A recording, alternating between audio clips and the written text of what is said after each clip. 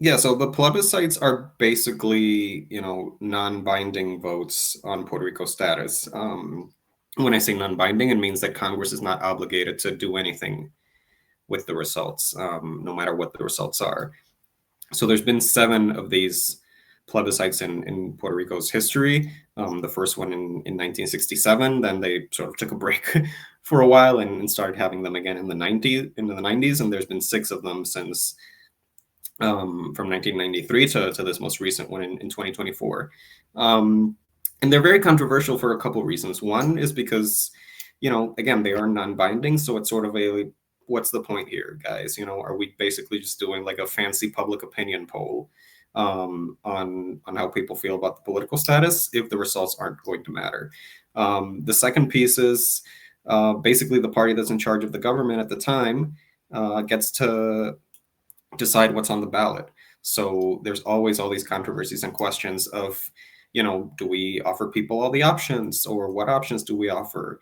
For example, in 2020, the plebiscite was just statehood, yes or no. It wasn't let's give everybody all the options and let them choose. It was just the option that the party in power wanted. Let's ask a yes or no question on that. In 2024, the options were statehood, sovereign free association, and independence. So the people who believe in the status quo still, which they're dwindling, but they're still there, we're mad about that, right? So the ballot design and what even gets included is kind of the other big piece why a lot of people don't care about these or trust these votes as a way to try to resolve Puerto Rico status. And then the third piece is that they do, especially these last few ones, they kind of get used as just political get out the vote strategies for the statehood party, especially. Say they have a candidate running for governor who isn't super popular, like I would argue the one right now, who she loves Trump. I don't think most Puerto Ricans love Trump. Well, what else can we do to make sure that our people turn out?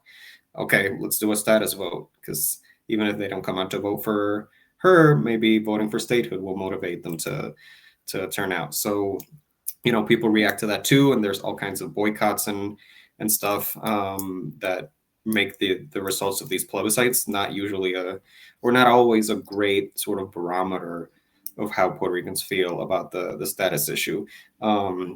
So yeah, very very controversial, very complex. The results have kind of been all over the place.